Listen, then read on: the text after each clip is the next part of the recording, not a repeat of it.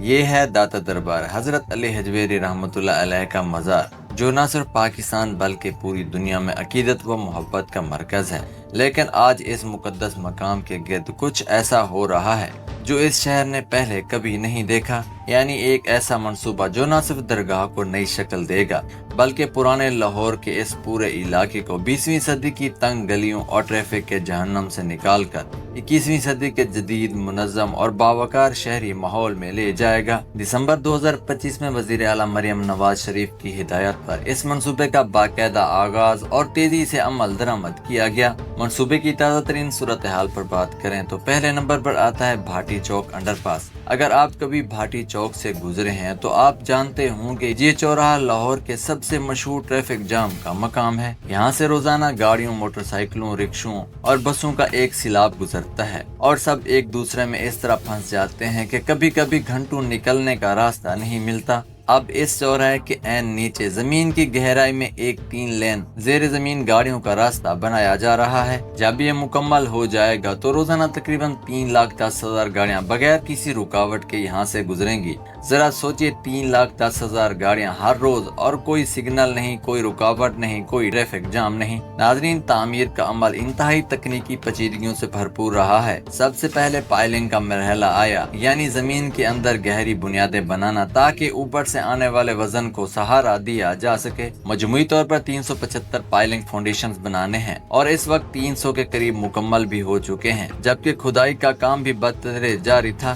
Under پاس کی overall تازہ ترین صورتحال کی بات کریں تو اس کی تکمیل 50% تک پہنچ گئی ہے۔ پائلنگ کا کام، ریٹیننگ وال اور کیپ بیم سب بیک وقت جاری تھے اور انڈر پاس کے بیرل سلیب کی چھت کا کام چند دنوں میں مکمل ہونے والا ہے۔ جون میں رفتار مزید تیز ہوئی، کھدائی مکمل ہوئی، کام فاؤنڈیشن کے اگلے مرحلے میں داخل ہوا اور 24 گھنٹے کئی شفٹوں میں تعمیراتی سرگرمیاں جاری رہیں۔ دوسرے نمبر پر گاڑیوں کے انڈر پاس کے ساتھ ساتھ ایک بالکل الگ پیدل چلنے والوں کے لیے ایک زیر زمین انڈر پاس بھی بنایا جا رہا ہے۔ یہ ایک بہت اہم اضافہ ہے کیونکہ داتا دربار آنے والوں کی اکثریت پیدل یا عوامی ٹرانسپورٹ پر آتی ہے اور انہیں درگاہ تک پہنچنے کے لیے مصروف سڑکیں پار کرنی پڑتی ہیں، جو ہمیشہ خطرناک صورتحال پیدا کرتی ہے۔ یہ پیادہ انڈر پاس پارکنگ ایریا سے درگاہ کے دروازے تک زائرین کو مکمل طور پر محفوظ راستہ فراہم کرے گا، سڑک کے اوپر سے نہیں بلکہ زمین کے نیچے سے۔ جون کے معائنے میں تصدیق ہوئی کہ پیادہ انڈر پاس کی فنشنگ اور دونوں اطراف سیڑھیوں کی تعمیر آلموسٹ مکمل ہے اور یہ پورے منصوبے میں سب سے پہلے مکمل ہونے والے اجزاء میں سے ایک بننے کی راہ پر ہے۔ تیسرے نمبر پر درگاہ کے بالکل سامنے ایک شاندار فرنٹ پلازا زیر تعمیر ہے جسے پیازا کہا جا رہا ہے۔ یہ ایک وسیع عوامی اجتماع گاہ ہے جو ہزاروں زائرین کو ایک منظم، پرسکون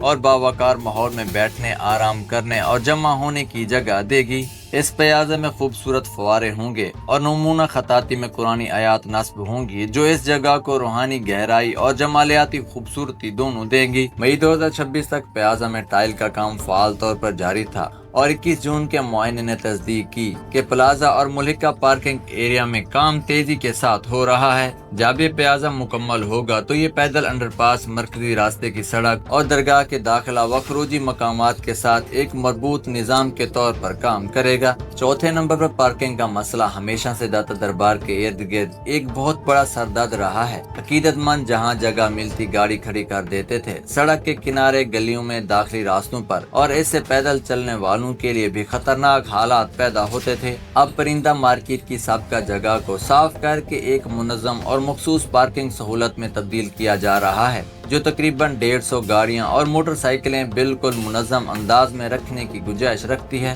14 جون تک اس پارکنگ ایریا کے ساتھ ٹوائلٹ بلاک پر بھی کام جاری تھا اور 21 جون کے معائنے نے تصدیق کی کہ کام فعال طور پر آگے بڑھ رہا ہے۔ اس پارکنگ کے ساتھ ایک نیا ویگن سٹینڈ اور عوامی ٹرانسپورٹ ٹرمینس بھی بنایا جا رہا ہے جہاں منی بسیں، ویگنیں اور مشترکہ سواریاں ایک مخصوص اور منظم پک اپ اور ڈراپ آف زون میں کام کریں گی۔ جو لوگ عوامی ٹرانسپورٹ پر آتے ہیں اور یہ بہت بہت بڑی تعداد ہے ان کے لیے یہ ایک انقلابی بہتری ہوگی۔ 5ویں نمبر پر اندر کی بات کرتے ہیں۔ درگاہ کے اندرونی حصے کی ترقی محکمہ اوقاف کی قیادت میں 3 مراحل میں ہو رہی ہے۔ پہلا مرحلہ پورے درگاہ سائٹ پر انفراسٹرکچر کی اپ گریڈیشن پر مشتمل ہے اور مئی 2026 تک یہ 70% مکمل ہو چکا تھا۔ دوسرا مرحلہ درگاہ کی بصری اور روحانی خوبصورتی پر مرکوز ہے۔ مرکزی گنبد کی تزئین، پیچیدہ خطاطی اور اندرونی سجاوٹ جو آنے والے 1 سال کے اندر مکمل ہونے کی توقع ہے۔ اور تیسرا مرحلہ جو سب سے پرجوش اور سب سے بڑا ہے، مسجد اور درگاہ کمپلیکس کی ڈرامائی توسیع ہے۔ موجودہ ڈھانچے کے 3 اطراف سے تقریباً 28 کینال زمین شامل کی جا رہی ہے، جس سے کمپلیکس کا کل رقبہ 85 کینال تک پہنچ جائے گا۔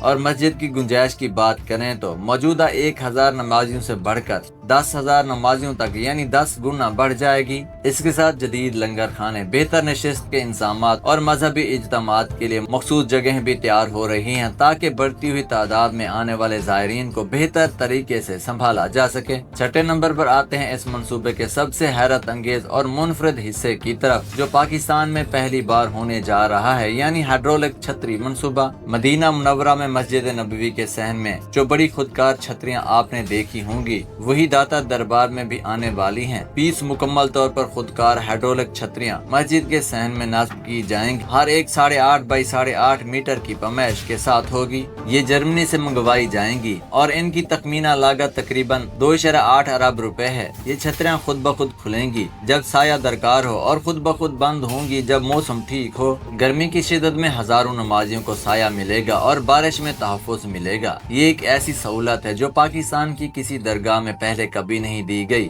اور یہ واقعی عالمی معیار کی زائرین آرام دہ سہولت ہے۔ 7ویں نمبر پر دربار کمپلیکس کے داخلی اور خروجی مقامات کو بھی از سر نو ڈیزائن کیا جا رہا ہے۔ سالانہ عرس کے موقع پر یہاں 10 لاکھ تک عقیدت مند آتے ہیں اور ہفتہ وار جمعرات کے اجتماعات میں بھی بہت بڑی تعداد ہوتی ہے۔ نئے چوڑے اور بہتر منظم داخلہ اور خروجی دروازے تعمیر کیے جا رہے ہیں جن میں صنف کی بنیاد پر الگ الگ داخلی راستے ہوں گے اور بہتر سیکیورٹی اسکریننگ سہولیات بھی ہوں گی۔ اس سے عروج کے اوقات میں خطرناک ہجوم کا امکان بہت کم ہو جائے گا۔ درگاہ کے گرد حفاظتی اور محیطی باڑ بندی بھی اپ گریڈ شدہ اور جمالیاتی طور پر موزوں ڈھانچوں کے ذریعے جاری ہے جو تحفظ بھی دیں اور ورثے کی جگہ کے کردار کو بھی نقصان نہ پہنچائیں۔